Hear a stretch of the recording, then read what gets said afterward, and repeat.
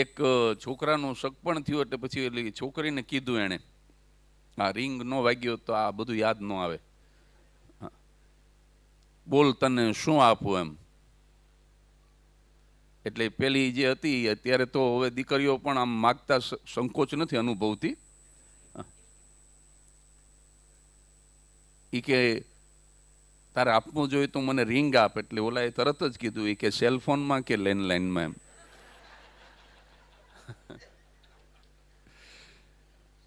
એક બેન એના વરને છૂટા મોબાઈલ મારે, ઇન્સ્ટ્રુમેન્ટ છૂટું મારે, લમણામાં આવે ઢીમચું થઈ જાય તો એનો ઘરવાળો દાંત કાઢે. મેં કીધું આ છૂટા મોબાઈલ મારે કે ભલે મારતી ઇનકમિંગ ફ્રી છે. કરુણા કાળમાં એક હસબન્ડ નાવા ગયો હતો અને એનો મોબાઈલ એની ઘરવાળીના શ્રીમતીના હાથમાં આવી ગયો તો અમુક બહેનોને ટેવ હોય કે ખાનગીમાં જરા ચેક કરે અને આ કરતું રહેવું. દરેક પરણેલા બહેનોને હું વિનંતી કરું છું કે આવું ક્યારેક મહિને દાડે જરાક જોતા રહેવું કે ગોરધન શું કરે છે. કારણ કે એક બેન પિયર ગયા ને એના હસબન્ડ ઉપર ભરોસો નહીં તો બીજે દિવસે 8 વાગે ફોન કર્યો, ક્યાં છો? ઓલા એ સેલ ફોન ઉપાડ્યો. એ કે ક્યાં હોય? ઘરે જ હોય ને. પણ વિશ્વાસ નહીં. એ કે ઘરે છો કે હા? તો કે મિક્સર ચાલુ કરો. ઓલા એ કર્યું ઘર, ઓલી કે બંધ કરો ફ્યુઝ ઉડાડી દીશો. એ ચિંતા એને પિયર બેઠા બેઠા દરરોજ સવારે 8 વાગે ફોન કરે, મિક્સર ચાલુ કરાવે, ઘર કરો બંધ. 9મે દિવસે એને શું સદબુદ્ધિ સૂજી, લેન્ડલાઇનમાં ફોન કર્યો મોબાઈલ બદલે. એનો એક દીકરો 5 વર્ષનો એક્ઝામ બાકી નહોતો ગયો મામાને ઘરે, એના છોકરાએ ઉપાડ્યો. તાર પપ્પા ક્યાં? એ તો તું ગઈ ત્યાંના જ મિક્સર લઈને ક્યાંક બહાર ગામ ગયા.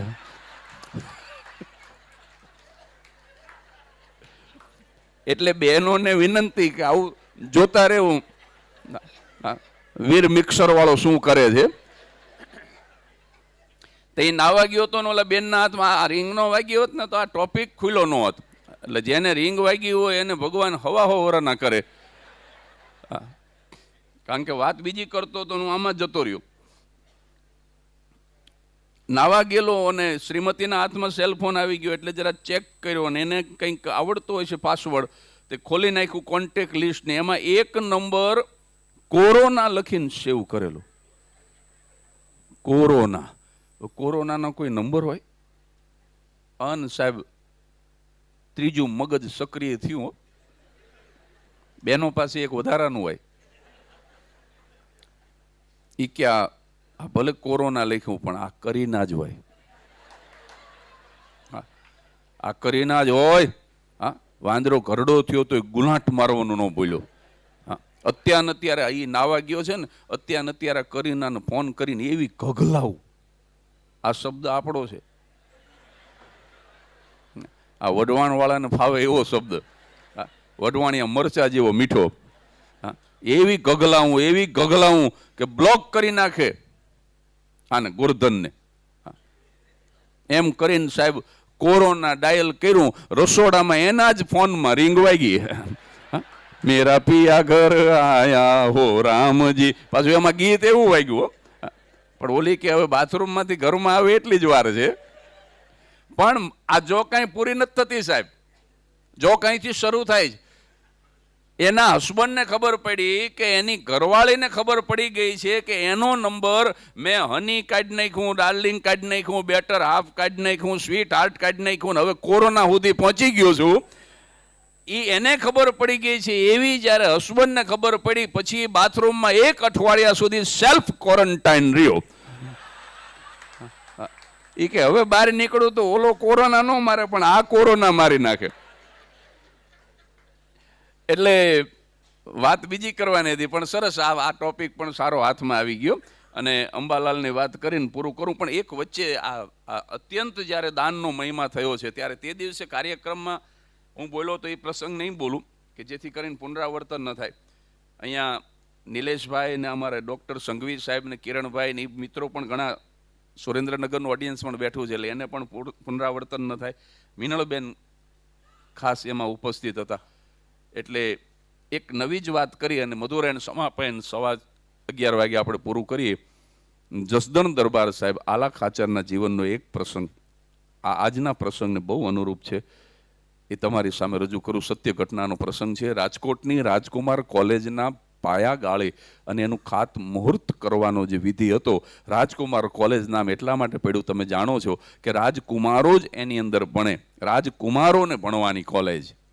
અત્યારે તો આપણે બધા ભણીએ છીએ, પણ એ જમાનામાં માત્ર બધા પ્રિન્સ ઓનલી ત્યાં એડમિશન લઈ શકે એવી કોલેજ એટલે રાજકુમાર કોલેજ. અને ગામો ગામથી એના ખાતમુહૂર્તની અંદર તમામ સ્ટેટના રાજવીઓને નિમંત્રણ આપવામાં આવ્યું કે બધા જ સ્ટેટના રાજવીઓ પધારે અને ખાતમુહૂર્ત સંપન્ન થાય. એની અંદર વિધિ એટલો જ હતો કે પાયો ગાળેલો હતો, એની અંદર બધા જ રાજવીઓ એક એક ખોબો ભરીને ધૂળ નાખે અને એ રીતે ખાતમુહૂર્ત કરવાનું. એટલે મોટા મોટા જે રાજવીઓ હતા એ બધાએ જામનગર સ્ટેટ, રાજકોટ સ્ટેટ, મોરબી, આ બધા જ સમૃદ્ધ રાજવીઓ, ભાવનગર તો નંબર 1, એટલે બધાએ પોતપોતાની રીતે ખોબો ભરી ભરીને ધૂળ નાખી અને એક નાનકડું સ્ટેટ આપણું જસદણ અને એના દરબાર સાહેબ, બહુ નાનકડું સ્ટેટ, નાના રાજવી આલા ખાચર, એમનો વારો આવ્યો. એટલે કારભારીને બોલાવ્યા અને કારભારીએ ચાંદીના સિક્કાની થેલી આમ ખોલી અને એમાંથી એક ખોબો ભરી અને જસદણ દરબાર સાહેબે એ પાયામાં ચાંદીના સિક્કા નાખ્યા. આજે પણ રાજકુમાર કોલેજના પાયામાં આલા ખાચરના નાખેલા ચાંદીના સિક્કા છે, ખોદો તો. એ વિધિ તો ત્યાં સંપન્ન થઈ ગયો. પછી બધા ઉતારે રાજવીઓ બેઠા, એમાં કોઈકે કીધું કે અમે બધાએ ધૂળ નાખી અને તમે ચાંદીના સિક્કા નાખ્યા, તમે તમારી મોટપ બતાવવા માગતા હો એવું તો નહોતું ને? અને ત્યારે જસદણ દરબાર સાહેબ આલા ખાચર, એની આંખમાં આંસુ આવ્યા અને બે હાથ જોડીને બોલ્યા કે તમે તો બધાએ બહુ મોટા છો, તમારા કરતાં તો હું ઘણો નાનો છું, તમારી સામે સપનામાં કોઈ દી મારે મોટપ બતાવવાની ન હોય તો કે તમે ચાંદીના સિક્કા કેમ નાખ્યા? અને ત્યારે એનો ખુલાસો કરે છે. એક દાનવીર કેવો હોય છે, સમાજ પ્રત્યેની એની નિસ્બત, એના હૃદયની ભાવના એ કેવી હોય છે, ઉત્તમ કક્ષાની. એ જવાબ આપે છે જસદણ દરબાર સાહેબ, એ કે તમે તો બહુ મોટા છો, પણ એક નાનકડા દાતા તરીકે મારા પંથકમાં એક નાનકડા દાનવીર તરીકે, એક નાનકડા સખાવતી તરીકે મારી નાનકડી સુવાસ છે અને એટલા માટે મને એમ થયું કે એક નાનકડા દાતા તરીકે પણ મારા ખોબામાં મારાથી કોઈ દી ધૂળ ન ભરાય. દાતાના ખોબામાં ધૂળ ન હોય સાહેબ. એક શેઠના આંગણામાં ભિખારી આવ્યો કે કંઈક જૂનું પાનું લુગડું આપો, તો કે જૂનું લુગડું નથી, તો કે ટાઢું શીળું ખાવાનું આપો, તો કે કાંઈ ટાઢું પડ્યું નથી, તો કે પૈસો આપો, તો કે એક પૈસો અત્યારે ઘરમાં છૂટો નથી. ત્રણેય વસ્તુની ના પાડી, પણ સાહેબ ભિખારીએ ક્યારેક એવું આવી જાય કે તમારું હૃદય પરિવર્તન કરાવી નાખે. એ શેઠ થોડોક લોભી પ્રકૃતિનો હતો, પણ ઓલા ભિખારીએ કીધું કે જો આ ત્રણેય ન હોય ને તો તમારા ફળિયામાંથી ધૂળનો એક ખોબો ભરીને મારા ભિક્ષાપાત્રમાં નાખી દો. શેઠ કે ધૂળનો ખોબો તો હમણાં નાખું, પણ એનાથી તારું શું વળશે? અને ત્યારે ભિખારીએ કીધું કે મારું ભલે કાંઈ ન વળે, પણ તમારો હાથ તો વળશે ભલા માણસ. તમે કોઈ દિવસ કોઈને કાંઈ આપ્યો નથી, ધૂળથી શરૂ કરો તો એ દાન સુધી જશે ને દાનથી આગળ વધી અને ધન સુધી જશે. પણ હાથને વાળવાની ટેવ પાડવાની જરૂર છે સાહેબ. હાથને વાળો, એને ધૂળથી શરૂ કરો. એટલે એને કીધું કે દાતા તરીકે મારાથી મારા ખોબામાં ધૂળ ન ભરાય, એટલે મેં ચાંદીના સિક્કા ભર્યા. અને બીજી વાત, એને બહુ મજાની વાત બીજી એ કરી આલા ખાચરે કે આ કોલેજમાંથી જે વિદ્યાર્થીઓ રાજકુમારો જે ભણીને નીકળશે એ રાજકુમાર તો થવાના જ છે, બરાબર છે, પણ એ કોઈને કોઈ શૈક્ષણિક લાયકાત, એજ્યુકેશનલ ક્વોલિફિકેશન પ્રાપ્ત કરશે. કોઈ ડોક્ટર થશે, કોઈ વકીલ થશે, કોઈ બેરિસ્ટર થશે, પણ સમાજને દાતાની પણ જરૂર પડે છે. આ કોલેજમાંથી દર વર્ષે કોઈને કોઈ દાતા પણ થવો જોઈએ. એટલા માટે થઈને એના પાયામાં ચાંદીના સિક્કા નાખવું જોઈએ કે હે સરસ્વતી, હે માં શારદા, તું જેને જેને વિદ્યા આપ, એમાંથી દર વર્ષે 2-5 વિદ્યાર્થી એવા પણ આપજે કે જે સમાજ માટે જીવવા માંડે. અને આજે અહીંયા 2-5 નહીં, પણ અનેક લોકો એવા બેઠા છે જે સમાજ માટે જીવે છે. સાહેબ, આ એક પવિત્ર વાતાવરણમાં હું તમે બેઠા છીએ. આ હોલ નથી, મારી દ્રષ્ટિએ આ મંદિરથી કમ નથી કે જ્યાં આવા પવિત્ર આત્માઓ બેઠા છે કે જે સમાજ માટે શ્વાસ લે છે. આદરણીય મધુભાઈથી માંડી અને તમામના નામ નથી લેતો, પણ સમાજ માટે જે શ્વસે છે, સમાજ માટે. કદાચ બેન જ બોલ્યા હતા કે તમારું ઊંઘવું, તમારું ખાવું, તમારું પીવું, તમારું વિચારવું, તમારું ચાલવું, આ તમામ જે પ્રક્રિયા છે તમારી રોજબરોજની એ તમામ પ્રક્રિયા સમાજના ભલા માટે થવી જોઈએ સાહેબ. તમારો એક એક શ્વાસ સમાજના ભલા માટે. હું તો બહુ નાનકડો માણસ છું, મારે તો કંઈ હું કોઈ એવું મોટો અહીંયા મોટા મોટા દાનની જાહેરાત થઈ, મારે તો 11 કરોડ રૂપિયામાં જિંદગી નીકળી જાય એવું છે. અહીંયા તો એક જ ઝાટકે 11 કરોડ રૂપિયા આપી શકે એવા દાતાઓનું, સખાવતીઓનું મને દર્શન કરવાનું સૌભાગ્ય મળ્યું. પણ મેં એક બ્રાહ્મણના દીકરા, નહીં તો અમારા બ્રાહ્મણમાં આમ જ હોય, અમારા આ ઉપરનો ભાગ કોઈ દી ન દેખાય, અમારે આમ જ દેખાય, કારણ કે અમારે આમ જ કરવાનું હોય. પણ મારા કંઈક પુણ્ય હશે, મારા મા બાપના આશીર્વાદ, ગત જન્મના કંઈક પુણ્ય હશે, તો મેં નક્કી કર્યું કે હવે આ ખોળિયું જ્યાં સુધી શ્વાસ લે છે ત્યાં સુધી એક પણ રૂપિયો ઘરે નહીં લાવું, નહીં લાવું, નહીં લાવું. ભલે ને આપણે જે આપણી રીતે નાનકડું કરી શકીએ, પણ આપણે કરીએ તો ખરા જ. એટલે આ વાળવાની જરૂર, બીજું કાંઈ કરવાની જરૂર નથી. એટલે આની અંદરથી દાતા પણ પેદા થવો જોઈએ. એટલા માટે થઈને પાયામાં ચાંદી. કોલેજ એન્જિનિયરો પેદા કરે, ડોક્ટરો પેદા કરે, ઉદ્યોગપતિઓ પેદા કરે, બરાબર છે, સારી વાત છે, પણ દાતાઓ પણ પેદા કરે એ બહુ જરૂરી છે. અને સિહોસા સાહેબના નામની યુનિવર્સિટી હોય, સિહોસા સાહેબના નામની કોલેજ હોય સાહેબ, એની અંદરથી તો અવશ્ય દાતા જન્મે જ સાહેબ. કારણ કે સતત સાહેબના નામની માળા જપતા હોય છોકરા. ક્યાં ભણો છો? સિહોસામાં. ક્યાં ભણો છો? સિહોસામાં. એના નામનું રટણ થયા કરે, એના વિચારો સુધરી જાય, હું એમ માનું છું. એને એમ થાય કે મારે કંઈક આપવું છે. આ ખરેખર. અને એક નાનકડી વાત એમના જ જીવનની તમને કહું વિશેષ, કે એક દિવસ કારભારી આવીને પછી આલા ખાચરને કીધું કે તમારી ઉદારતા છે ને આપણા રાજની તિજોરીને પરવડતી નથી. કારભારી મોટા ભાગે જૈનો હતા, જૈનો હતા, કારણ કે એ બરાબર અને સાવ સાચું કહી શકતા એવા કારભારી, સાવ સાચું. એ કે તમારી ઉદારતા હવે આપણા રાજની તિજોરીને પરવડતી નથી, તળિયો દેખાય છે, હવે બંધ કરો આપવાનું. આવું કીધું. અને એ જરૂરી હોય છે, જ્યારે તમારી સ્થિતિ સારી ન હોય ત્યારે તમારે દાન ન કરવું જોઈએ. પણ ત્યારે જસદન દરબાર સાહેબે કીધું કે હું શું કરું, મારી પાસે માગવા વાળા આવે. મને ખબર છે કે અત્યારે થોડી પરિસ્થિતિ નબળી થઈ છે, પણ મારી સામે માગવા વાળા આવે, હાથ ફેલાવીને ઊભા હોય, હું રહી નથી શકતો, એટલે મારાથી અપાઈ જાય છે. અને ત્યારે કારભારીએ કીધું કે દરબાર સાહેબ, એ તો ગોળ હોય ને ત્યાં માખીયું આવે. આ જો આપણી ભાષાની મજા છે સાહેબ. ગુજરાતી ભાષા તો કેવી અદ્ભુત ભાષા.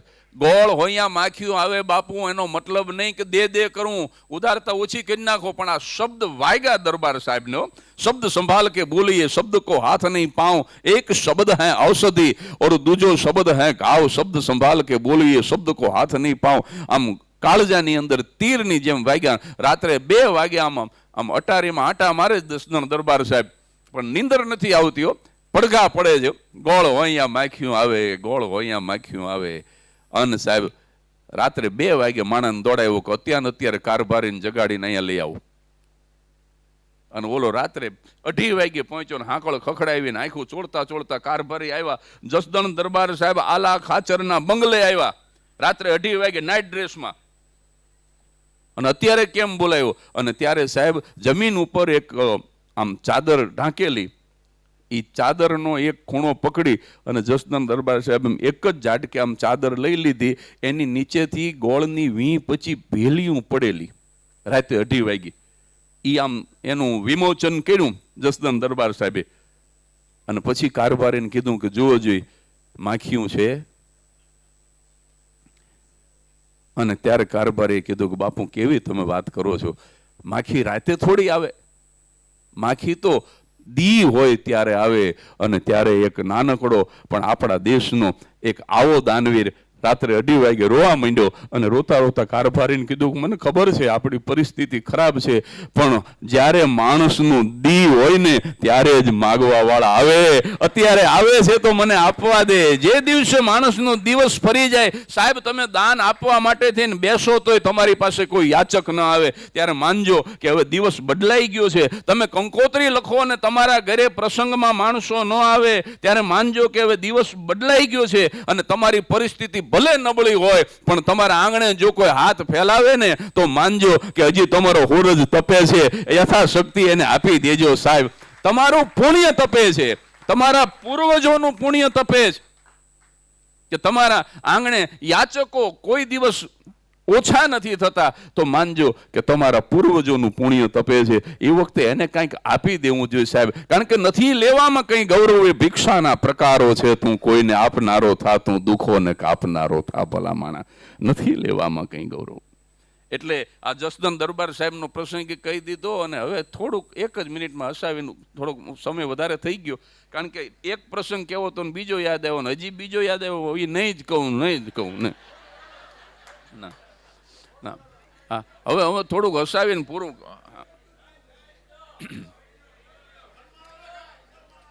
ના એ મનમાં ને હવે આ યુનિવર્સિટી, હું શિવસા સાહેબની યુનિવર્સિટીમાં મને ત્રીજી વખતનું ડોક્ટરેટ આ લોકોએ આપ્યું.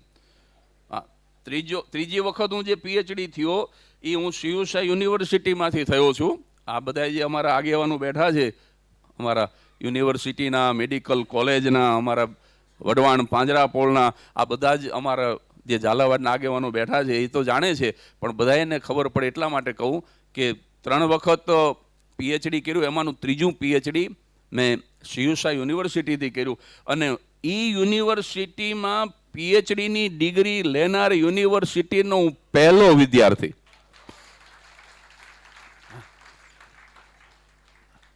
પછી તો 2 જણાએ મારા ઉપર કર્યું, કારણ કે એ આ કળયુગનું પ્રમાણ કહેવાય. મારા ઉપર પીએચડી થાય એટલે. પણ એકવાર હું મુંબઈથી જતો હતો ને, આ બીજી જ વખત ડોક્ટરેટ મળ્યું હતું, ત્રીજું હજી કર્યું નહોતું. અને એ વખતે આમ થોડુંક એવું હોય ને કે આપણે વટ પાડી દેવું એમ. તે હું ટ્રેનમાં જતો હતો, મેં કીધું આજુબાજુવાળા કોઈ મને ઓળખતા નથી. અને એક વખત એવું બન્યું હતું, દિલીપ કુમાર ફ્લાઇટમાં જતા હતા અને ટાટા પરિવારમાંથી કોઈ હતું ને, બિરલા ટાટા જ હતા ને, ટાટા બાજુમાં બેઠા હતા ને હામુય ન જોયું દિલીપ કુમારને. એટલે એ કલાકાર છે, હું હોય કે દિલીપ કુમાર હોય, એ ભલે મોટા છે, હું નાનો છું, પણ કલાકારને ઘણીવાર એવું થાય. તે પછી હાવ લેન્ડિંગ થયું ને ત્યારે પછી દિલીપ કુમારે કીધું કે મને એવું લાગે છે કે તમે મને ઓળખો નહીં. તો કે ના, મેં માફ કરજો કે મેં નથી ઓળખ્યા. કે તો કે હું યુસુફ ખાન મારું મૂળ નામ છે, પણ દિલીપ કુમાર. અને દિલીપ કુમારનો સુરત તપે એ વખતે, એ પોતે હું દિલીપ કુમાર છું. અને ત્યારે બહુ વિનમ્રતાથી એમણે જવાબ આપ્યો હતો કે કે એ આપણી લેન નહીં એમ. હા, તો એ કેવા પ્રસંગો. પણ મને આ તો, હું તો હાવ નાનકડો કલાકાર, મને એમ થયું કે અડખે પડખે વાળા ઓળખતા નથી, આપણે આપણું અસ્તિત્વ પ્રગટ કરો. મેં કીધું તમે કોઈ મને ઓળખતા નથી, પણ 2 યુનિવર્સિટીએ, જુદી જુદી 2 યુનિવર્સિટીએ મને 2 વખત પીએચડીની ઉપાધિ આપી. તે સામે બેઠો તો એને તો એનો ધંધો પશુપાલનનો છે. કારણ કે હવે નાતનું નામ લઈ તો લોચા પડે છે, એટલે પછી જનરલ બોલવું પડે. હવે એનો ધંધો કાંઈક ગમે તે જ્ઞાતિનો હોય, બ્રાહ્મણ હોય, વણી કોઈ ક્ષત્રિય હોય કે કોઈ પણ હોય, પણ એનો ધંધો પશુપાલનનો હોય છે. તો એને મેં કીધું 2 અલગ અલગ યુનિવર્સિટીએ મને પીએચડીની ઉપાધિ આપી છે. મને કે એમાં શું મોટી વાત છે, મારો પાડોય 2 ભેંસને ધાયો છે. હું હાકળ ખેંચીને ઉતરી ગયો. મેં કીધું બાવળની નીચે બેહાય, બાકી આની બાજુમાં ન બેહાય.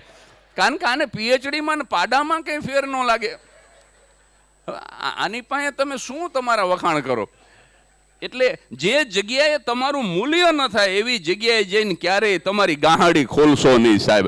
જ્યાં તમારી કદર ન થાય ત્યાં તમારી ગાહડી ન ખોલશો. એવી જગ્યાએ જઈજો કે જ્યાં તમને સમજી શકે, તમારું મૂલ્ય સમજે છે. અહીંયા જવાનું છે. ઓલો એક વાળવાવાળી સફાઈ કામદાર બેન હતી, અને આમ કાચનો કટકો વાળતા વાળતા પગમાં આવ્યો ને એને એમ થયું કે આ હીરો તો નહીં હોય ને. તે બગલમાં હાવેણી દબાવી અને ઝવેરીની દુકાનના પગથિયા ચડી ગઈ. એ કે જોવો જોઈએ આ હીરો તો નથી ને, હજી તો આમ અગરબત્તી કરીને લાખો હીરા પારખું ઝવેરી બેઠો હતો. અને આમ જ્યાં એને પહેલ જોયા ને ખબર પડી ગઈ કે આ 9 લખો હીરો. પણ એને એમ થયું કે આના હાથમાં કેવી રીતે આવ્યો. ખરેખર તો રાણીવાસનો ઝરૂખો હતો અને રાણીનો પડી ગયો છે. ને આ તો વાળવાવાળી સફાઈ કામદાર હતી. પણ ઝવેરીને એમ થયું કે આને એમ કહું કે આ 9 લખો છે તો 9 લાખ ગણી દેવા પડે. એને થોડીક ચાલાકી કરી અને રોડ ઉપર હીરાનો ઘા કરતા કરતા બોલ્યો, આવા કાચના કટકા લઈને સવારના પોરમાં હેલા આવો, બોણી બગાડો. ઓલી તો બગલમાં હાવેણો જતી રહી, કાં તો કાચનો કટકો હશે, એ જતી રહી. પછી ઝવેરી ઊભો થયો હીરો લેવા, અને નવલખા હીરા માટે એમ કહેવાય કે એરણ ઉપર મૂકીને ઘણના ઘા મારો તો કાં એરણોમાં ખૂંચી જાય ને કાં તો ઉડી જાય, પણ એ તૂટે નહીં. પણ ધૂળમાં પડેલો હીરો એના સહસ્ત્ર કટકા થઈ ગયેલા. ઝવેરી કે મારી નજર કોઈ દી થાપ ન ખાય, અને કટકો ઉપાડીને ઝવેરી રોવા માંડ્યો કે તું તૂટ્યો હું કામ? તો કે ઓલી તો વાળવા વાળી હતી, એની પાસે કોઈ કદરની અપેક્ષા નહોતી, એ મારું કોઈ મૂલ્ય કરે એવી અપેક્ષા નહોતી. પણ તું તો બાપ ઝવેરી છો, તારી પાસે તો અપેક્ષા હતી કે મારું મૂલ્ય કરીશ, મારી કદર કરીશ. અને ઝવેરી જ્યારે ધૂળમાં અમારો ઘા કરે ને ત્યારે હૃદય ચીરાઈ જાય, એના ટુકડા થઈ ગયા છે ઝવેરી, નહીતર નવલખો કોઈ દી તૂટે નહીં.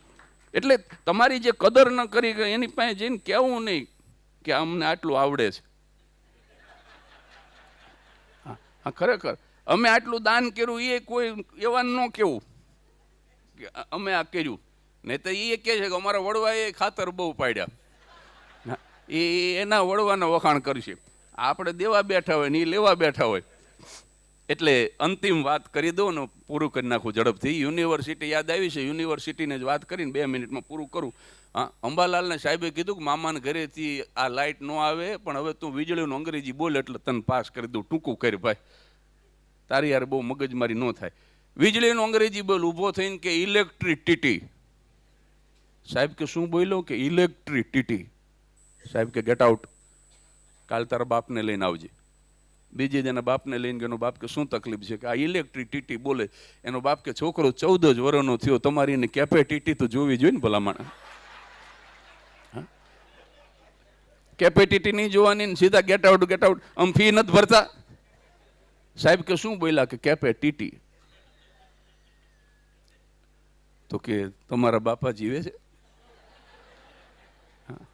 ગ્રાન્ડફાધર ઓફ સ્કોલર, આવો સારો વિદ્યાર્થી મળ્યો, એના બાપનો બાપ હયાત છે? તો કે હા, મારા બાપા રનિંગ 72. તો કે કાલે એને લઈને આવો, બાપ દીકરો બે ગેટ આઉટ. ત્રીજે દિવસે અંબાલાલના ગ્રાન્ડફાધરને ઘોડાગાડીમાં નાખીને ઉપાડ્યા, અને બાપા આવ્યા, મોતીઓ ઉતરાવેલો, ઘોડાના ડાબલા જેવા ચશ્મા પહેરેલા, આપણે જૂના જમાનામાં પહેરતા. અત્યારે તો ડૉક્ટરો એમ કહે છે કે મોતીઓ ઉતરાવી અને તમારી ગાડી જાતે ચલાવીને ઘરે જતું રહેવાનું. અમારા અંબાલાલને સાહેબે કીધું ડૉક્ટરે કે તું ગાડી ચલાવીને ઘરે જઈ શકીશ. કે કેટલા થાય છે? 1.5 લાખ રૂપિયા. તે અંબાલાલ કે સાહેબ એક કામ કરો. શું? એ કે ભલે 5-10 હજાર વધારે થાય, પણ ગાડી આવડતી ન હોય એ હલાવીને જઈએ કે એવું ઓપરેશન કરી દો. એટલે ઘોડાના ડાબલા જેવા ચશ્મા. ત્રીજે દિવસે અંબાલાલના ગ્રાન્ડફાધર હાથમાં લાકડીને આવ્યા. હો બાપા, ઘોડા ગાડીમાં નાખીને બાપાને ઉપાડ્યા. બાપા કે શું તકલીફ છે? ઓલો શિક્ષક કે તમારો છોકરો 52 વર્ષનો, આને શું શિક્ષણ આપ્યું તમે? કેપેસિટી બોલે છે. તમારો ગ્રાન્ડફાધર અંબાલાલ એ ઇલેક્ટ્રિસિટી બોલે છે. મારે ગામમાં વાત કરવી પડી, સરપંચને કહેવું પડ્યું. એમાં બાપાનો મગજ હટી ગયો. એ કે સાહેબ અમે ગામડામાંથી આવ્યા છીએ, ઓછું ભણ્યા છીએ, એમાં નાની એવી વાતની આટલી બધી પબ્લિસિટી શું કામ કરો? આ કઈ મોટો ગુનો કર્યો તમે? નાની એવી વાતની પબ્લિસિટી. સાહેબ કે શું બોલ્યા? પબ્લિસિટી.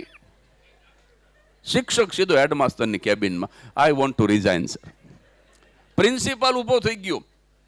એ કે વોટ ઇઝ યોર પ્રોબ્લેમ? અરે પ્રોબ્લેમની ક્યાં માંડો, મારું રાજીનામું લઈ લો, મારે નોકરી નથી કરવી, 1:30 વાગી ગયો છે, જલ્દી રાજીનામું લઈ લો. પણ પ્રિન્સિપલ કે તને તકલીફ શું છે? અરે તકલીફની ક્યાં વાત કરો તમે? સ્ટુડન્ટ ઇલેક્ટ્રિસિટી બોલ્યો ત્યાં સુધી વાંધો નહોતો, એનો બાપ કેપેસિટી બોલ્યો ને ત્યાં સુધી આ નોકરી કરત. એના બાપનો બાપ આવીને પબ્લિસિટી. હું કાલુપુર રેલવે સ્ટેશને પેસેન્જરના કાનમાંથી મેલ કાઢીશ, પણ આ માસ્તરની નોકરી નથી કરવી, મારું રાજીનામું લઈ લો. પ્રિન્સિપાલ તો કેટલો ડાયો હોય ત્યારે પ્રિન્સિપાલ થયો હોય, એને બહુ સરસ જવાબ આપ્યો કે એમ ઉતાવળા થાવમાં, આ છોકરો હજી પ્રાઇમરી સ્કૂલમાં ભણે છે, એને એક વખત યુનિવર્સિટીમાં જવા દો.